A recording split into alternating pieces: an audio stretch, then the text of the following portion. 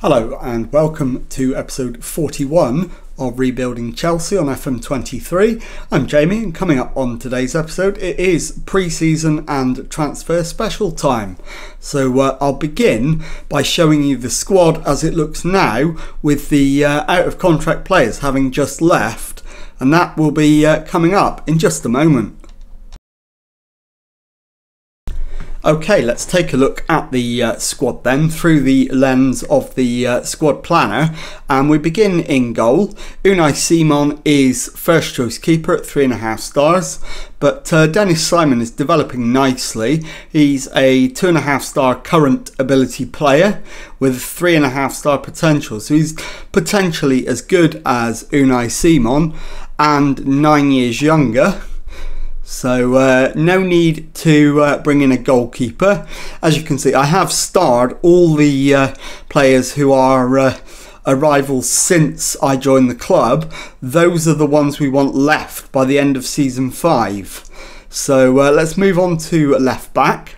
Only one at the club at the moment, and that is Marc Cucurella, who is not a player that we can keep around by the end of the save. So we're going to need at least one left back in this window, if not two.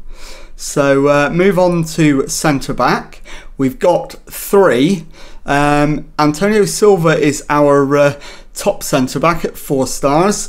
Fofana 3 stars and Botman 3 stars.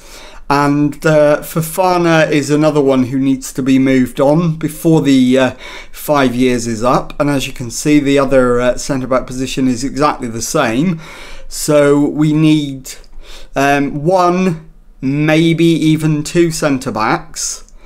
Moving on to right back. And this area we're pretty well stocked. We've got Reece James, who's the 3.5 star current ability, 4 star potential, best right back at the club, although João Mario is pretty much his equal now. Vanderson just behind with 3 stars of ability and potential, and Malo Gusto, the youngster, 2.5 star current ability, 3 star potential. He should have a star on him actually, because he's one of our youth players. So I will just change that. So we'll stick a star on the end of his name. That means he can stick around and be the backup guy. 3 stars of potential. He's certainly going to be able to be a backup. Moving on to defensive midfield. And in there we've got 3 players. We've got Jude Bellingham, Khéphren Thuram and Matteo Guendouzi. Guendouzi the only one who, in fact, is Guendouzi not somebody who I brought to the club? Yes, he is. So Guendouzi is one who should have a star as well. So I'll just change that. So in terms of defensive midfield, we are fully stocked with new players. Moving on to central midfield, Bellingham, Mount are both new arrivals or youth team graduates who are allowed to stick around. Enzo Fernandez, is he not? No, he was an arrival just before me, so he's not someone we can keep. We'll have to get rid of him. Khéphren Thuram is a new arrival, as is Xavi Simons, and already we've discussed Matteo Guendouzi. And the right central midfielder, the Mazzala role, is exactly the same story. So just Enzo Fernandez needed to move on. And on the left-hand side, Raheem Sterling is the best at the club with 4 stars of current ability, but he can't stick around. Same with Mykhailo Mudryk at 3 stars, but Mason Mount and Evan Nilsson, also 3 stars of current ability, are both able to stick around. so we probably don't need anybody on the left-hand side, although Evan Nielsen is listed as a striker, so we may bring in a second left winger. And on the right-hand side, Raheem Sterling again, the best at the club, but as we've already discussed, not somebody we can keep around. João Mario and Moukoko are second and third choice behind him, both of which can stick around. Mudryk can't, so we'll need to move him on. And Mason Mount will be allowed to stick around, so he can provide cover on the right, as well as being one of the first names on the team sheet in the middle. So finally, on to a striker. Benjamin Sesko's a new arrival and the best striker at the club. Youssoufa Moukoko is developing nicely and will eventually usurp Benjamin Sesko as first choice. And Evan Nielsen is a very capable backup striker. So that concludes the squad roundup, and I'll be back in a moment to show you the first batch of new arrivals. Okay, time now to round up the first batch of transfers. I'll begin with the players leaving, and as you can see, Leo Castledine has gone to Inter on a free. Travis Akamia has gone to Leicester on a free. Caden Wilson has joined West Brom for free. Billy G has joined Sheffield United on a free. Zane Silcott Dewberry has joined Brentford on a free. And the final departure is Max Merrick to Derby on a free transfer. In terms of incomings, we've got David Affengruber for 8.25 million from Sturm Graz. So let's meet him.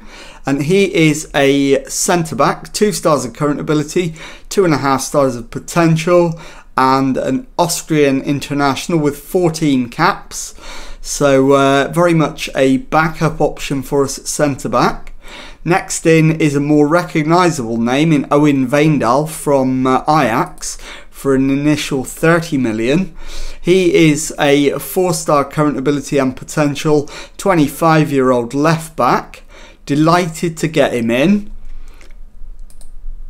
And next up it is Doria, who is another centre-back, 3 stars of current ability, 3 stars of potential, 30-year-old who has been capped for Brazil, so definitely a reliable squad option.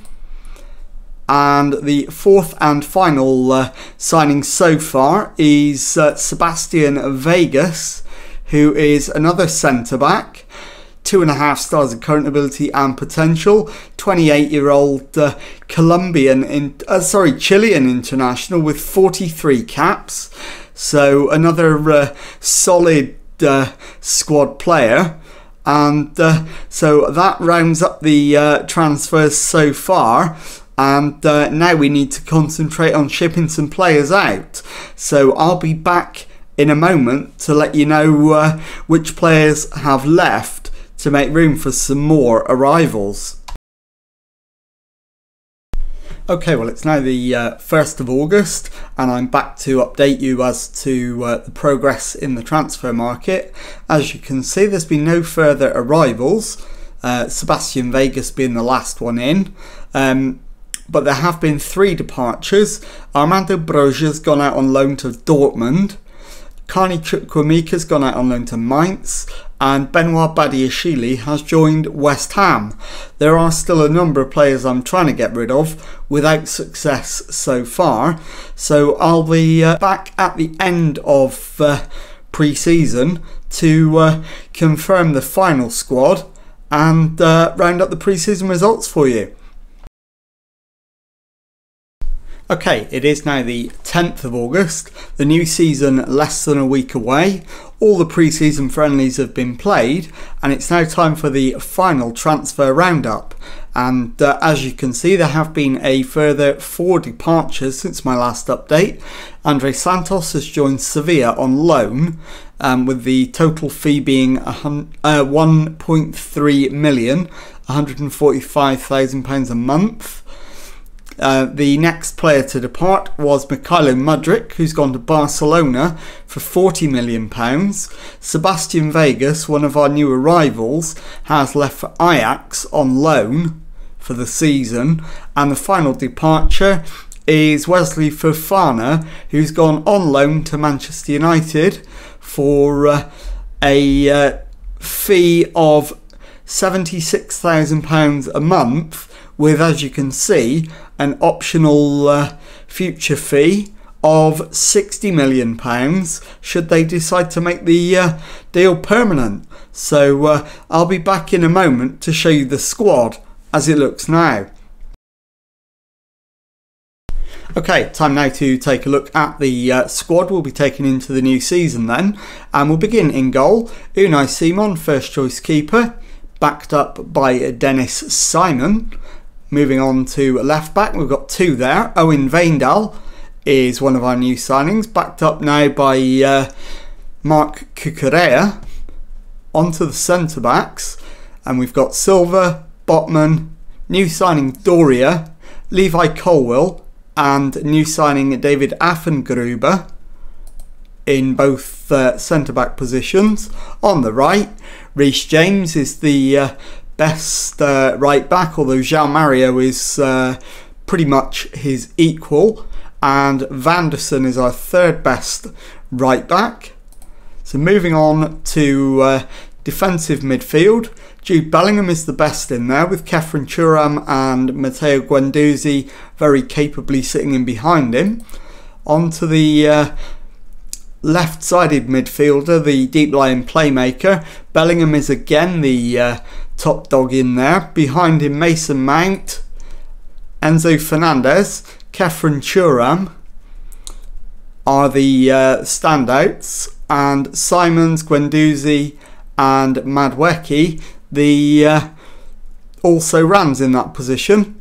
Onto the Mezzala role, and Bellingham is again the best in that position, with Mount and Fernandez just behind him, and also Kefren Turam.